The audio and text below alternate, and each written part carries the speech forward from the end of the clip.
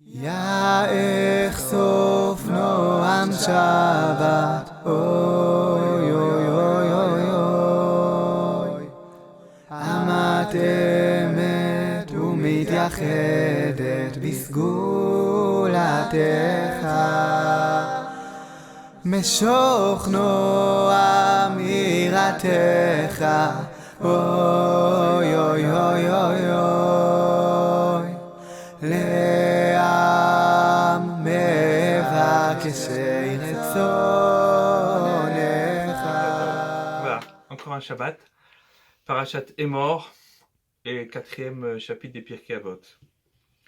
Parashat Emor elle nous a parlé évidemment des commandements liés au fête de Tishri et aussi d'un commandement très particulier qui s'appelle le conte du Homer, dont nous sommes en plein dedans depuis des semaines.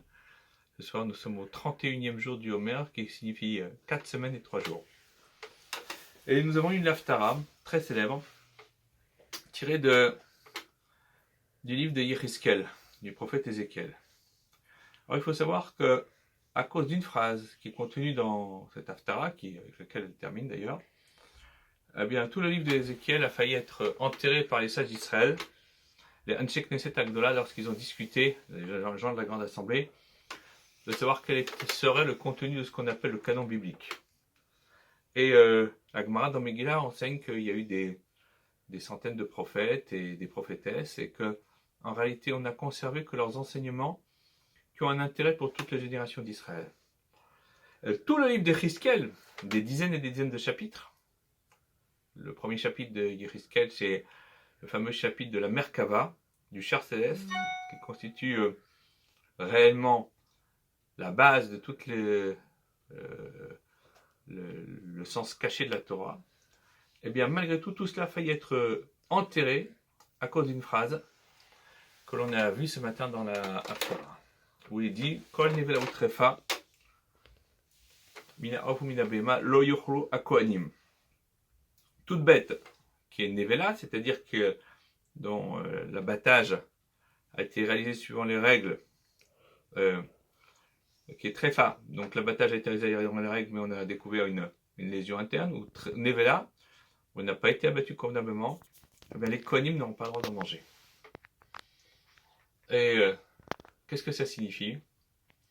En vérité, ce passage fait référence à une particularité.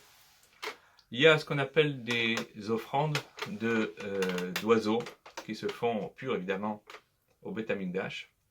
Et le Kohen, cette offrande d'oiseaux, elle se fait de la manière suivante. Il n'y a pas de shrita, il n'y a pas d'abattage comme on le connaît.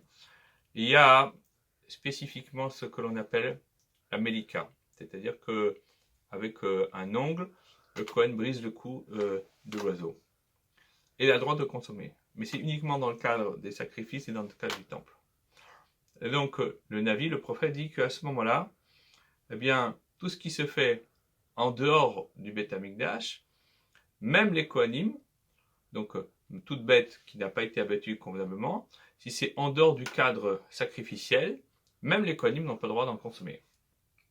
Les sages d'Israël ont voulu enterrer le livre d'Yéhiskel parce qu'ils ont considéré que cette phrase était de nature à porter atteinte à la compréhension des règles de la cacheroute.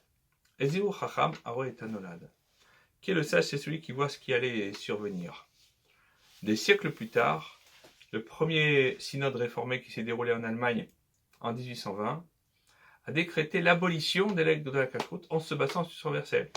On dit voilà, il n'y a que les Kohanim qui n'ont pas le droit de manger des bêtes qui sont abattues de manière impropre. Donc ça veut dire que tout le monde a le droit.